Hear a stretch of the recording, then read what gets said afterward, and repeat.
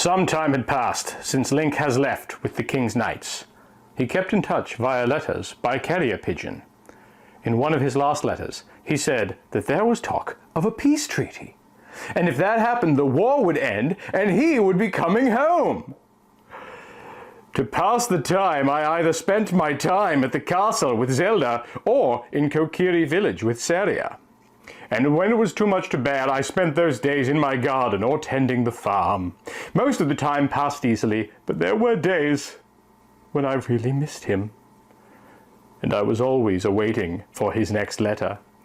Then one day, about 4 or 5 months later, a message came in from Link that the peace treaty passed, the war was over, and he would be coming home soon.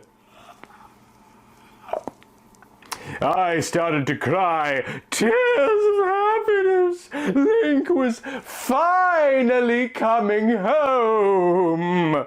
I had missed him so much. My husband was returning to me, like he said. And there was nothing more important than that. Lily and Navi had come to make their routine check on me. When they came, I told them the good news. They were happy to hear that Link was coming home. I was glad that Lily and Navi were here. I wouldn't have known what to do without them. They always made things better and even helped the time go by faster.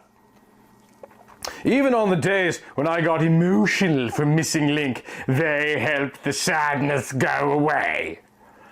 Though it was hard sleeping alone, waking up and finding Link's side of the bed empty, at least I had Lily and Navi to help me through it. I was told that it was going to be about a week before the Knights were to return to Hyrule. I could hardly wait. It was summer. I was now 9 months pregnant and to give birth soon. I did not want Link to miss the birth of our first baby. The week seemed to go by quickly, and the day Link was to come home drew near. I spent the last few days with Princess Zelda preparing a welcome home celebration for our men returning home. And on the day they returned, everyone in Hyrule attended to welcome home our men.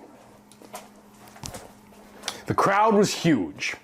Everyone had crowded into Hyrule Market. I had even seen other wives waiting for their husbands. Wow! I had a hard time getting around. My stomach was big, and when the baby kicked, it took it out of me. So moving through the crowd was very difficult. As the knights began walking through the marketplace, I finally found a spot where I could see and waited for Link. I watched as different legions went through, none of them Link's. I felt his presence as I telepathically called to him. "Yes, my love, I will be there soon. I miss you too," he said to me in my mind. Then, when the last legion came through, I spotted my husband at the lead. My face grew bright as I called out to him. As he passed by, he smiled at me. At that moment, I began to cry. I was so happy he was finally home. I could not wait to be in his arms again. It had been such a long time. And I wanted to run to him and give him a hug, but I had some patience, so I tried to wait. The king was at the other end of the market. He welcomed home each of the knights as they passed by. Some even got rewards for bravery. I watched from the street as the king welcomed home Link's legion.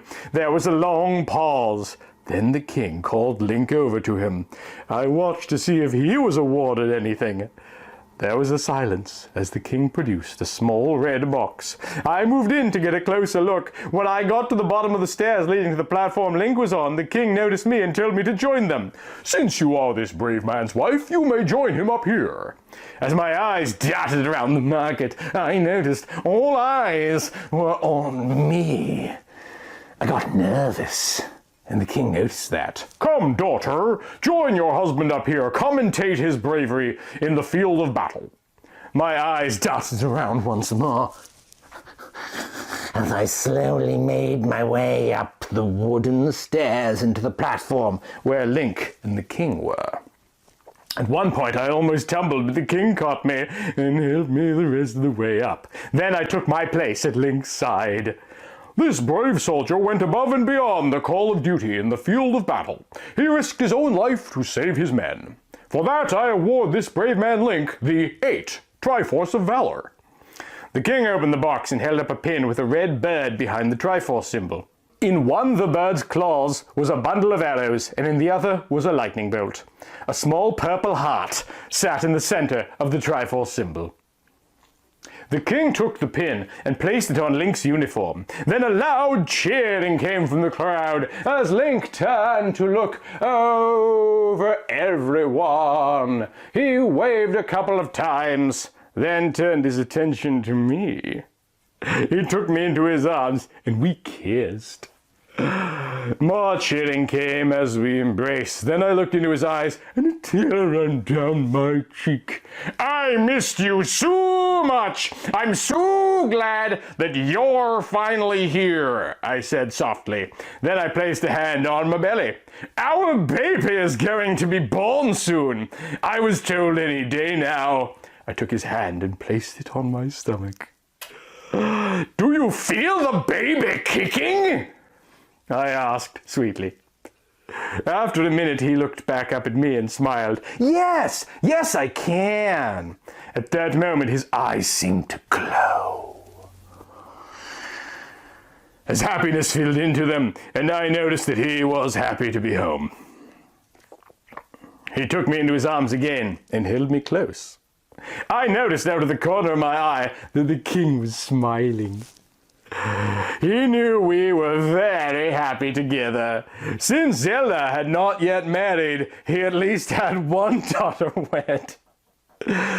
That made the king happy. Since we wed, he had another heir to the throne. In the event that Princess Zelda does not take the throne, Link is next in line. Then I would become queen. The king knew he was not getting any younger, but he felt at ease knowing there was another to be able to take the throne, in the event that Zelda does not. Though this did not change Link and I, but we had to groom ourselves in the event that Link would become king and I queen. I loved the king. He had become like a father to me, but I was in no hurry to become queen. Though I knew that day may eventually come.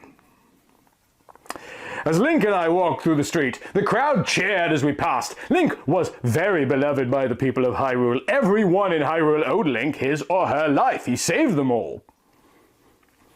But now they were glad that Link had taken a wife. And when our baby was born, everyone in Hyrule will want to bless the baby of the hero of time. Another to carry on in his/hers father's legend. When we arrived back home, all of the Kokiri were there to greet us, along with our fairies Lily and Navi. "You're finally home! I missed you, Link!" Navi squealed as she flew over to him. "You were really missed!" As she flew around him, her blue aura brightened. "I missed you too, Navi," Link said as he smiled at her. "Jen and I really missed you too," Lily said as she flew in front of me. "Link! Hey, Link!" A girl's voice called from behind the crowd. Then Saria came running through the crowd and up to him. "I missed you a lot too, Link. How are you?" Saria said as her eyes lit up at the sight of him. "We're so glad you're home. Jen spent a lot of time with us while you were away."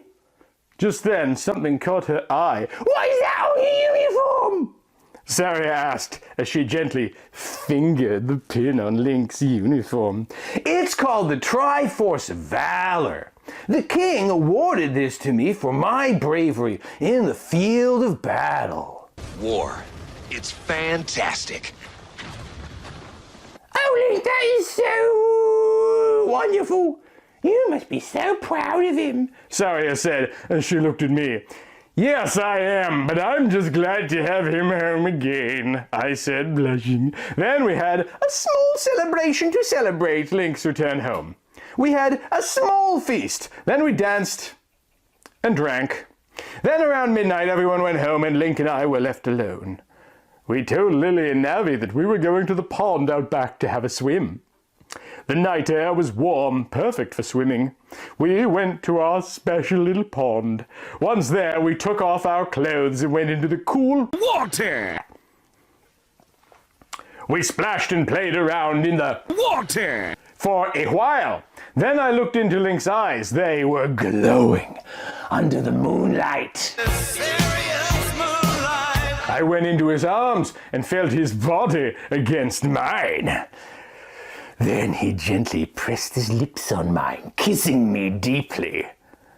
It had been such a long time since we kissed like this. We kissed even deeper, our tongues finding their way into each other's mouth. I felt his hands caressing my body, felt the connection between us growing stronger. I ran my hands down his back as he moved his lips to my neck. I felt his heart beginning to beat faster, heard his thoughts in my head. You're all going to have the honor of being the first to witness... Then I put my lips to his long, sexy, pointed ear and whispered words of passion to him before sweetly licking and nibbling on it. I heard him moaning softly as I caressed his ear with my lips and his body with my hands. I was so glad to finally be in his arms again, to be able to feel him. I had longed for this day, longed to make love to him. Now my dreams had come true. He was finally home.